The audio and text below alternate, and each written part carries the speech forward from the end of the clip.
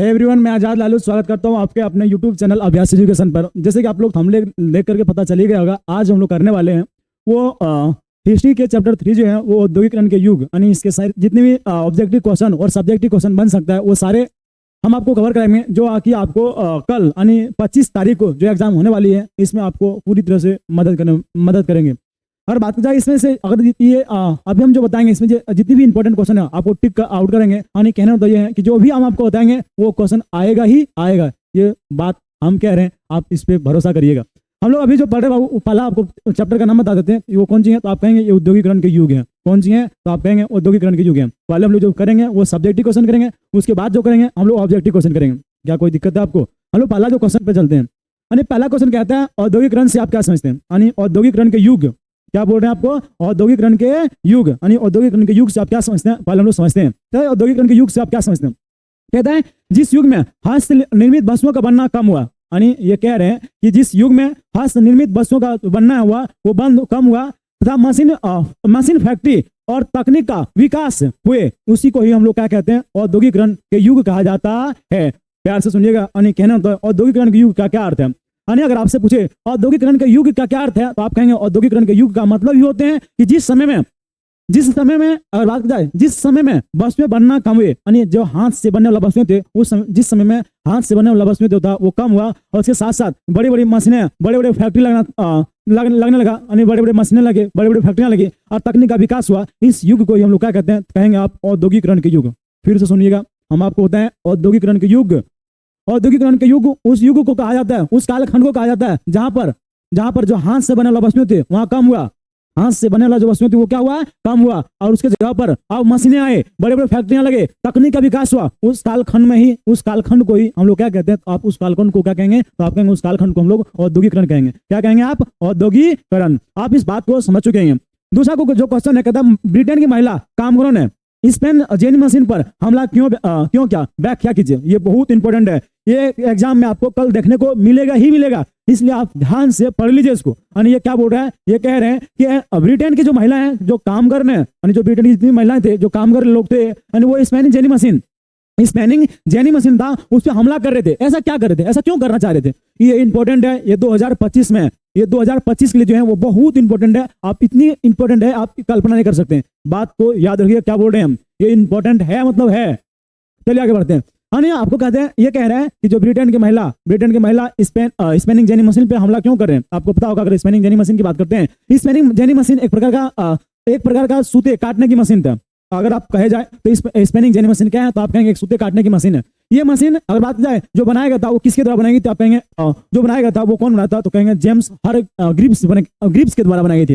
ये जो बना था आप कहेंगे कब बना था, आप कहेंगे ये 1774 में बना था। कब बना था ये? 1774 में। ये माने आता जब हरग्रीव्स के द्वारा जेम्स स्पेनिंग जेनी मशीन बनाई गई थी, तो जिसके कारण जो महिला लोग थे, महिला लोग काम करते, उनकी जो रोजगार था वो छीन लिया था। किसने? तो ये मशीन आने के कारण ही, जिस कारण से वो लोग लगने लगा था कि हम लोग बेरोजगार हो जाएंगे। इसी वजह से ये क्या करते, स्पेनिंग जेनी मशीन पर जो महिला लोग था वो देखने के बाद चिढ़ते थे। चिढ़ने के साथ साथ उसको बोलता था नहीं इसको तोड़ फोड़ कर देंगे। यानी कहना मतलब आप बात को समझ चुके हैं, एक हम लोग लाइन बाई लाइन एक्सप्लेन करेंगे और फिर समझेंगे।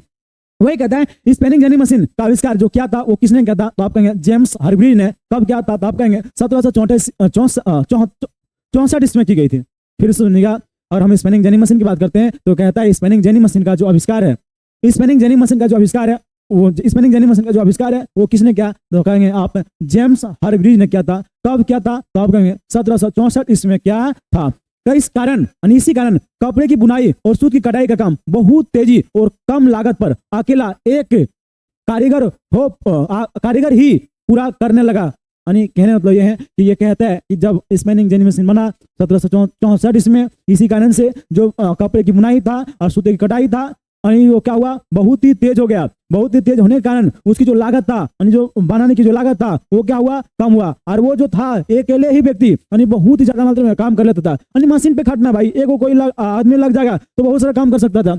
इस कारण से जो बेरोजगारी था, इस कारण से जो कहता बेरोजगारी था वो दिन पर दिन क्या होती जा रही थी, उभरती ही जा रही थी। कहता और ब्रिटेन की वैसी महिला जो कामगार जो घरों में सूत कटाई का कर अपने परिवार को भरण पोषण करती थी, लेकिन स्पेनिंग जेनी मशीन आ जाने के कारण उसकी जो रोजी रोटी थी क्या हो रही थी, तो छीनी जा रही थी। कहता वो तमाम वे तनाव में आकर के स्पिनिंग जेनी मशीन पर क्या कर रहे थे, वो हमला कर रहे थे या फिर विरोध प्रदर्शन कर रहे थे। आप इस बात को समझ चुके होंगे। एक बार अगर आप नहीं समझे होंगे तो आप फिर से उसको एक बार क्या कहते हैं वो देख लेंगे।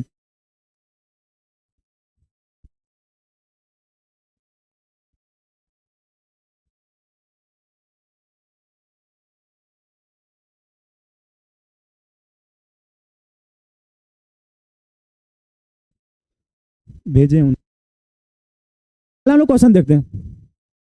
अगर हम लोग क्वेश्चन कहता है कि वो कह रहे हैं कि मैनचेस्टर के आगमन से, किसकी बात कर रहे हैं, ये मैनचेस्टर की आगमन से, तो मैनचेस्टर के आगमन से भारतीय बुनकरों के सामने क्या समस्या आई। आपको पता है अगर मैनचेस्टर के आगमन से बात की जाए तो बहुत तरह की समस्या बुनकरों के सामने देखी थी, जिसमें से 4 समस्या आई थी। ये 4 समस्या को आपको समझ लेनी चाहिए।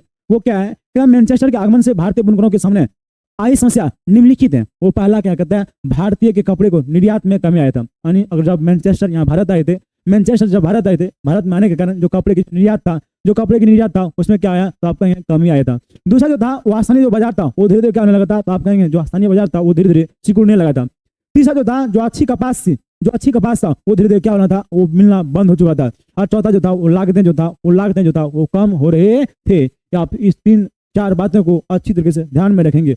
हाल हम लोग कहते हैं ईस्ट इंडिया कंपनी क्या बोल रहा है, ईस्ट इंडिया कंपनी भारत के बुनकरों पर निगरानी रखने के लिए गुमास्ताओं को नियुक्त क्यों किया। आपको पता है जो ईस्ट इंडिया कंपनी थे, ईस्ट इंडिया कंपनी की मानना था कि हम जाकर के यहाँ से ही यानी वस्तुओं को निर्माण करवाएंगे और यहाँ से वस्तु खरीद करके और वो क्या करेंगे, हम पूरे ब्रिटेन कह रहे हैं, उसके साथ ब्रिटेन चाहे वो इंग्लैंड हो चाहे वो यूरोप हो, यानी ये कह सकते हैं वो चाहते थे पूरे यूरोप के बाजार में हम अपनी ही वस्तुओं को निर्यात करेंगे। यानी भारत के जो कपड़े हैं, भारत के जो कच्चे पदार्थ हैं, इनको यहाँ से खरीद करके हम कहाँ ले जाएंगे, हम ले जाएंगे वो यूरोप ले जाएंगे। इस कारण से ही माने जाते हैं, इसी कारण से माने जाते हैं वो क्या कर रहे थे, गुमास्ता को नियुक्त किया था। गुमास्ता क्या होता है, तो आप कहेंगे गुमास्ता एक प्रकार का क्या होते हैं, तो कहेंगे एक वेतन भोगी कर्मचारी था। यानी कहने मतलब है कि वो वेतन को दिए जाते थे, उस व्यक्ति को वेतन दिए जाते थे और उसके लिए वो काम करते थे। क्या बात समझ रहा है। यानी गुमास्ता एक प्रकार का वेतन भोगी कर्मचारी है, यानी कहने मतलब है एक नौकर है।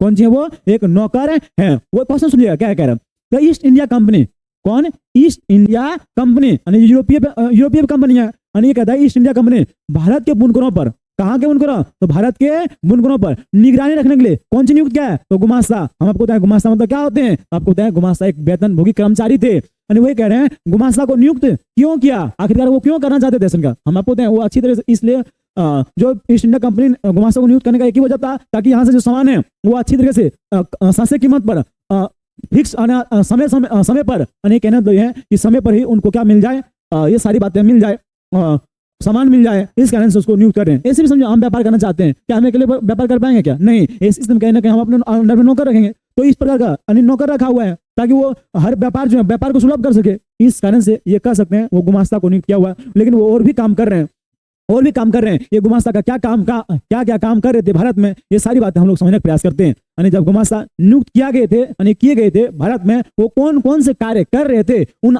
ईस्ट इंडिया कंपनी के लिए, ये 4 बातें, ये कितनी बातें, हाँ 4 बातें हैं। 4 बातों को हम लोग समझने का प्रयास करते हैं। पहला कहता है जो वेतन भोगी कर्मचारी था वो क्या करते थे, जो गुमास्ता थे या फिर वेतन भोगी कर्मचारी थे वो क्या करते थे, तो बुनकरों को कर्ज देते थे। वो क्या करते थे, तो कहेंगे वो बुनकर यानी जो बुनने वाला व्यक्ति था उनको कर्ज देते थे। पहली बात आप समझ चुके होंगे, ताकि वो किसी और व्यापार को अपना सामान तैयार करके न दे सके। अच्छा, फिर मन में आता जो कर्ज दिए जाते थे, यानी जो कर्ज दिए जाते थे वो क्यों दूसरे को देते थे। अगर हम कोई व्यापार है दूसरे को कर्ज दे रहे हैं, क्यों दे रहे हैं, आखिर उसका क्या उद्देश्य था, इसका एक ही उद्देश्य था कि हम पहले अगर उसको पैसा दे देंगे तो जो भी कुछ उसके अंदर में वस्तु बनेंगे वो वस्तु बना करके वो किसी दूसरे को नहीं देगा, बल्कि वो क्या करेगा, उस वस्तु को हमको ही मिलेगा, हमको ही देगा। इस कारण से वो क्या कर रहे हैं, पहले ही कर्ज देते थे। वही लिखा हुआ कि वह पहले क्या करते थे, कर्ज देते थे ताकि किसी और व्यापारी को अपना जो सामान तैयार किया हुआ सामान है दे ना सके। इस कारण से पहले कर्ज देते थे। तीसरा गुमास्ता का काम क्या था, गुमास्ता खुद बुनकरों से तैयार माल इकट्ठा करता था। यानी ये क्या कर रहे हैं, जो गुमास्ता है वो कहता है वो जो व्यापारी था, बड़े ईस्ट इंडिया कंपनी के जो व्यापारी थे वो जाकर के तैयार माल को इकट्ठा नहीं करते थे, बल्कि जो गुमास्ता हुआ करते थे वही गुमास्ता जो तैयार माल था उसको इकट्ठा करने का काम करते थे। हालांकि उसके साथ साथ जो कपड़े की गुणवत्ता थी, कपड़े की क्या गुणवत्ता, जो कपड़े की गुणवत्ता थी, कपड़े की गुणवत्ता की जांच भी करती थी। ये जो काम था, ये काम जो था वो किसका था, तो आप कहेंगे गुमास्ता का था। इस कारण से इसकी नियुक्ति की गई थी, किसके द्वारा, तो आप कहेंगे ईस्ट इंडिया कंपनी के द्वारा इसकी नियुक्ति की गई थी। आप इस बात को भली बात समझे होंगे, आशा करते हैं। आगे हम लोग बढ़े, चलो आगे बढ़ते हैं। तो हम लोग आगे बढ़ते हैं। अगला क्वेश्चन क्या कहते हैं तो समझने का प्रयास करते हैं। अगला है वही इसमें लिखा हुआ है कि वेतनभोगी होने वो गुमास्ता क्या करते थे क्या नहीं करते थे। सर इसमें शॉर्ट में अगर उला याद रखते हैं तो उला याद रख लिए और नहीं तो ये वाला रखिए, आप ये वाला याद रखिए। और ये भी पूछ सकता कि गुमास्ता कौन थे, तो आप कहेंगे गुमास्ता एक प्रकार का क्या था, तो आप कहेंगे गुमास्ता एक वेतनभोगी कर्मचारी थे और ब्रिटिश सरकार के लिए क्या करते थे, वो काम करते थे। आप इस बात को भी लिख सकते हैं कि गुमास्ता एक वेतनभोगी कर्मचारी हैं और वो ब्रिटिश सरकार के लिए काम करते थे।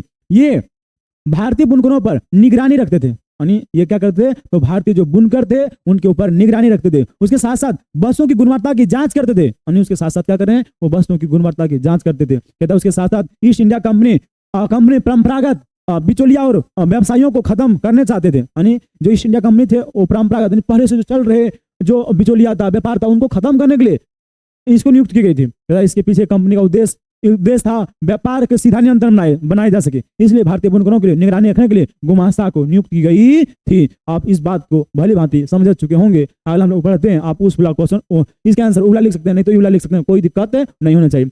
अगला जो क्वेश्चन ये भी इंपॉर्टेंट है, बहुत इंपॉर्टेंट है 2025 के लिए।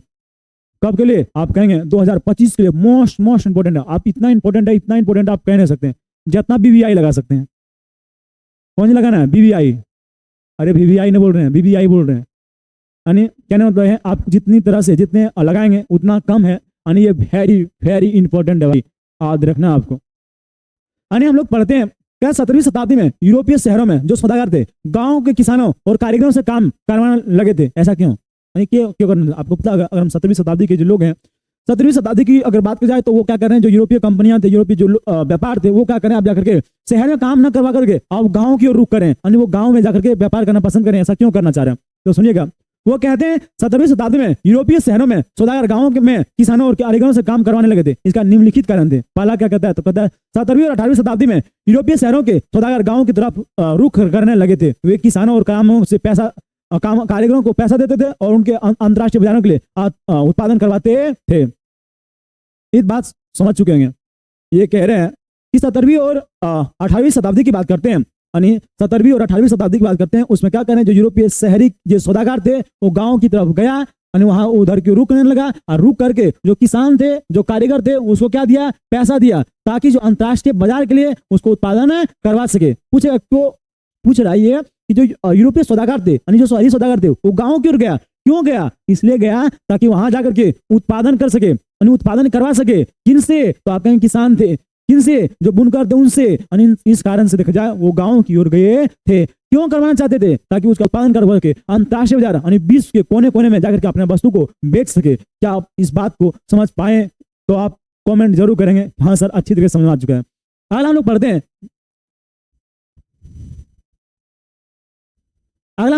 कहते हैं उसी समय विश्व लिखा, ठीक है, विश्व व्यापार के विस्तार विभिन्न भागों में औपनिवेशिक की स्थापना के कारण चीजें की मांग बढ़ने लगी थी, बढ़ने लगी थी। इस मांग को पूरा करने के लिए केवल शहर से ही उत्पादन बढ़ाया जा सकता था। यानी कहना तो ये कह रहे हैं कि शहर से में ही उत्पादन, ये नदी नहीं है, ठीक है, वो कह रहे हैं, सुनेगा, वही कह रहे हैं कि देखा जाए उस टाइम क्या हो रहा था, जो विश्व के हर एक देशों की बात करते हैं, जो विश्व थे वो विश्व के हर एक देशों में वस्तुओं की जो मांग था वो दिन पर दिन बढ़ती जा रही थी। वस्तुओं की जो मांग था वो दिन पर दिन क्या हो रही थी, बढ़ती जा रही थी। वही कह रहे हैं उस समय विश्व व्यापार के विस्तार विभिन्न भागों में औपनिवेशिक स्थापना के कारण चीजें की जो मांग थी वो धीरे धीरे बढ़ने लगा था। चीजें की जो मांग थी वो धीरे धीरे क्या लगा था, बढ़ने लगा था। उस मांग को पूरा करने के लिए केवल वो शहर में रह करके, कहाँ रह करके, तो कहीं आप वो केवल शहर में रह करके उत्पादन बढ़ाना संभव नहीं था। इस कारण से वो कहाँ गया, वो इस कारण से वो जा रहा है किधर, आप कहेंगे वो जा रहा है किधर, कहेंगे वो गांव की ओर जा रहे हैं। यानी केवल शहर में उत्पादन बढ़ाना संभव, लिख सकते हैं, बढ़ाना संभव नहीं था। आप समझ चुके हैं, क्या कोई दिक्कत है। अला लिख सकते हैं नए शहरों में कारोबार भी कर सकते थे, इसलिए वे गांव की तरफ जाने लगे और गांव के गरीब काश्तकार और दस्तकार से सौदागर के लिए काम करवाने लगे थे। यानी कहने वो कहते जो नए नए व्यापार था उनको शहर में रह करके, जब तीसरा लाइन समझिएगा ये क्या कहना चाह रहा है आपको पता है, जब नए नए जो व्यापार था शहर में रह करके काम करवा भी नहीं सकता था, क्योंकि जो पुराने जो व्यापारी थे उसको लात मार के भगा देता था। तो ऐसी स्थिति में वे कहते हैं, वैसी स्थिति में जो नए जो व्यापार थे वो गांव में ही जाकर के उत्पादन करवा सकता था और अंतर्राष्ट्रीय बाजार के लिए वो अपनी वस्तु का उत्पादन कर सकता था। लेकिन जिस कारण से बात की जाए वो गांव की ओर जा रहे थे। आप इस बात को अच्छी तरीके से समझ चुके होंगे, आशा करते हैं। चलिए, ये भी क्वेश्चन इंपॉर्टेंट है, इंपॉर्टेंट है, इतना इंपॉर्टेंट नहीं है लेकिन फिर भी इंपॉर्टेंट है। बोले आपको वेट कीजिएगा, आपको हम जो शॉर्ट फॉर्म में यानी कहना तो अभी आपको पढ़ा दे रहे हैं, अभी हम आपको पढ़ा दे रहे हैं और अभी जो क्लास होंगे यानी अभी जो अगला क्लास जो होंगे उसमें हम आपको ये बताएंगे जितनी भी इंपॉर्टेंट क्वेश्चन बन सकता है, यानी कहने मतलब जैसे हिस्ट्री के हद से ज्यादा 5 से 7 क्वेश्चन देंगे जिसमें से आपको पूरी तरह से कवर करेंगे। 5 से 7 क्वेश्चन मानिए 3 से 4 क्वेश्चन आएगा ही आएगा, ये हम वादा करते हैं कि हम आपको अभी मेहनत करेंगे और मेहनत करके शाम तक आपको पूरी तरह से सब्जेक्टिव क्वेश्चन जो है वो आपको देंगे। और ऑब्जेक्टिव क्वेश्चन में तैयार रहेंगे, जो आप वीडियो है उस वीडियो को देखेंगे। ऑब्जेक्टिव क्वेश्चन में इतनी मुश्किल होती है जो छाटना संभव नहीं है। क्या बात समझ पा रहे हैं आप? आना कहता है सूरत की जो बंदरगाह था 18वीं शताब्दी के अंत तक हाशिए तक पहुंचना, हाशिए होता है, ठीक है, हाशिए तक पहुंच गए। व्याख्या कीजिए। हाशिए तक पहुंचना मतलब था वो पूरी तरह से क्या हुआ, डाउनफॉल हो गया। यानी जो सूरत बंदरगाह पहले जब हमारे यहाँ से व्यापार होता था तो जो सूरत बंदरगाह था वो बहुत ही आगे था, यानी सूरत बंदरगाह की बात करते हैं तो बहुत ही आगे था, फला हुआ था। लेकिन कहता है 18वीं शताब्दी में ऐसा क्या हुआ, जो सूरत की जो बंदरगाह था वो पूरी तरह से हाशिए पर पहुंच गया, यानी डाउनफॉल हो गया। क्या कारण था, हम लोग समझने का प्रयास करते हैं। तब मशीन उद्योगों के युग से पहले अंतर्राष्ट्रीय कपड़ा बाजार में भारत में रेशम और सूती उत्पादन का दबदबा रहा था। हम आपको बता दें, वो कहते हैं जब मशीन का युग हमारे भारत में नहीं था, मशीन युग से पहले हमारे भारत की बात करते हैं तो हमारे भारत बहुत ही ज्यादा मात्रा में सूती कपड़ा, कौन कपड़ा, तो आप कहेंगे सूती कपड़ा और रेशम जो कपड़ा था वो पूरे विश्व यानी कहते हैं अंतर्राष्ट्रीय बाजार में छाया हुआ था। हमारा कपड़ा वो कहाँ से होते थे, तो वो कहाँ से होते थे, आप कहेंगे सूरत से होते थे। अच्छा बताओ, सूरत से हो रहा था। लेकिन अब जब ब्रिटेन के अलग अलग कंपनियां यानी इंग्लैंड के अलग अलग कंपनियां देखा जाए आप उत्पादन करने लगे और वहां से जब कपड़ा आने लगा था कहाँ, हमारे भारत, तो कहते हैं सूरत जो बंदरगाह था यानी कहना होता जो सूरत जगह था वो सूरत में अब बसु बनेगा ही, अब दूसरी जगह कहीं जाएगा नहीं, तो दीदी यहाँ क्या होगा, कुछ नहीं होगा, कोई लोग ही नहीं जाएगा, यानी ये कसम डाउनफॉल हो चुका था। वही बात इसमें बताने का प्रयास करते हैं। गुजरात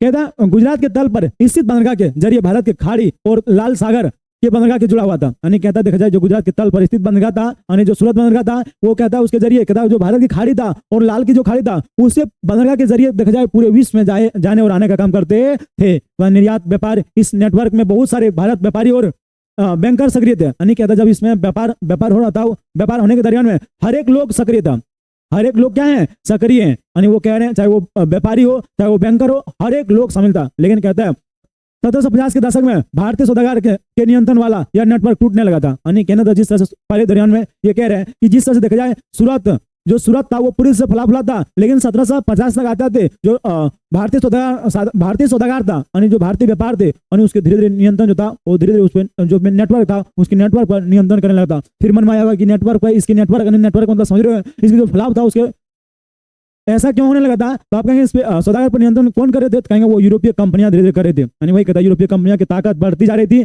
और पहले उन्हें स्थानीय दरबारों से कई तरह की रियासतें हासिल की गई और उसके बाद उन्हें व्यापार पर एकाधिकार प्राप्त कर लिए। इससे सूरत बंदरगाह से होने वाली निर्यात जो था वो धीरे धीरे क्या होने लगा, नकटीय नहीं है, मतलब नग्न होने लिख सकते हैं, नग्न या फिर पूरी तरह से कम हो गया। निर्यात में पूरी तरह से लिख सकते हैं, पूरी तरह से कमी आया, पूरी तरह से कमी आया और यह बंदरगाह धीरे धीरे हाशिए तक चले गए। आप समझ चुके होंगे क्या हम बोलना चाहेंगे, क्या बोलना चाहे, आप इस बात को समझे होंगे। फिर से सुनिए, एक बार ध्यान से सुनिएगा, हम आपको एक बार फिर से बताना चाहेंगे हुआ क्या था क्या नहीं था। अगर आप मान लीजिए अपने से लिखना चाहते हैं तो आप कैसे लिखेंगे, ध्यान से सुनेंगे, सुनिएगा। हम आपको बताएं कि अगर हम सूरत बंदरगाह की बात करते हैं, सूरत बंदरगाह धीरे धीरे हाशिए तक पहुंच गया।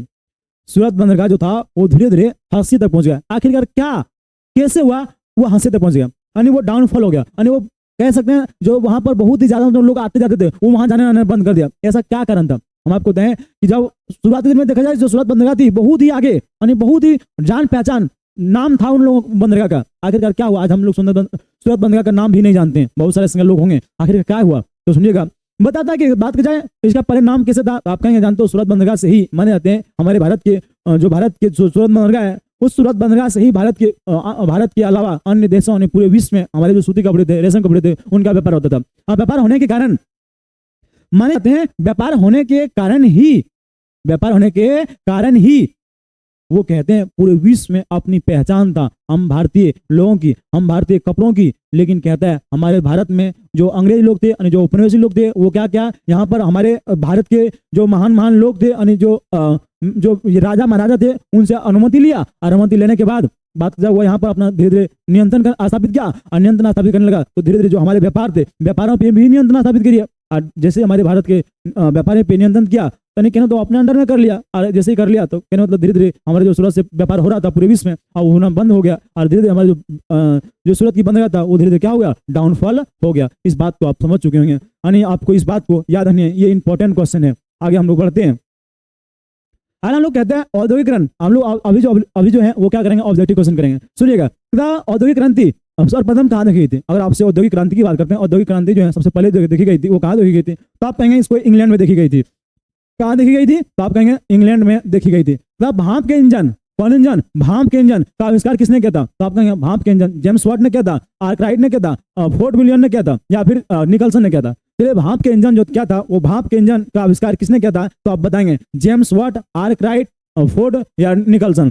क्या आप इसको ऑप्शन का जवाब देंगे? आप जरूर कमेंट में बताइएगा। इसका जो आंसर होगा वो कहेंगे आप जेम्स वाट ने किया था। किसने किया था? तो आप कहेंगे जेम्स वाट ने किया था। हमको आशा है आप इस क्वेश्चन को कर पाएंगे। क्या सूती कपड़ा का मिल रूपरेखा किसने बनाया? यानी सूती कपड़ा का जो मिल का जो रूपरेखा है वो किसने बनाया? तो आप कहेंगे रिचर्ड आर्कराइट ने बनाया था। किसने बनाया था? तो आप कहेंगे रिचर्ड आर्कराइट ने बनाया। आपको आशा है हम कर पाएंगे। क्या मुंबई में पहले सूती वस्त्र का मिल कब स्थापित हुए? तो आप कहेंगे मुंबई में पहले सूती वस्त्र का मिल जो स्थापित हुआ था वो 1854 में लगा था। कब लगा था? तो आप कहेंगे 1854 में लगाया गया था। तो इंग्लैंड में किस तकनीक की शुरुआत से महिलाओं के क्रोध किया? अभी तो बताया महिला जो लोग क्रोधित हो रहे थे वो स्पैनिंग जेनी मशीन था। कौन मशीन था? Spanning jenny machine. आज रखेंगे। अगला कहता है निम्नलिखित में से किसने 1817 में कलकत्ता में पहली बार भारतीय जूट का मिल स्थापित किया था? वो कौन था? जेम्स हुकुमचंद था या जमशेद जी नसरवान जी टाटा थे या जी.डी. बिरला थे या इनमें कौन थे? तो आप कहेंगे सेठ हुकुमचंद थे। कौन थे वो? सेठ हुकुमचंद। याद रखेंगे। अगला कहता है स्पैनिंग जेनी मशीन क्या है? स्पैनिंग जेनी क्या है? स्पैनिंग जेनी में एक प्रकार का हमें पता है, बाकी रहे वही बात। स्पैनिंग जेनी क्या है? एक मशीन है। स्पैनिंग जेनी क्या है? तो आप कहेंगे स्पैनिंग जेनी एक मशीन है। तो निम्नलिखित में से कौन सा भारत के पूर्व औपनिवेशिक बंदरगाह है? भारत के पूर्व औपनिवेशिक बंदरगाह क्या वो मद्रास और हुगली है? क्या वो मद्रास और मुंबई है? क्या वो सूरत और मछलीपट्टनम है? क्या वो मुंबई या हुगली है? तो आपका आंसर जो होगा वो सूरत और मछलीपट्टनम होगा, यानी ऑप्शन नंबर बी होगा। आशा करते हैं आप समझ पाए होंगे। अगला कहते हैं कॉस्टिस कौन थे? अरे भाई तो पहली बार हम सुन रहे हैं। कॉस्टिस कौन थे? कहता बुनकर के एक समुदाय था। बुनकर थे, सूती वस्त्र बुनकर थे या भूमिहीन मजदूर थे? देखिए इसका आंसर जो होगा वो होगा बुनकरों का एक समुदाय था। क्या था? बोलो बाबू, ये बुनकरों का एक समुदाय था। कौन था? ये बुनकरों का समुदाय था। हालांकि कहता है निम्नलिखित में से किस स्थान पर 1834 में पहली बार कताई और बुनाई का मिल खोली गई थी? सुनिएगा, ये भी बहुत इंपॉर्टेंट है।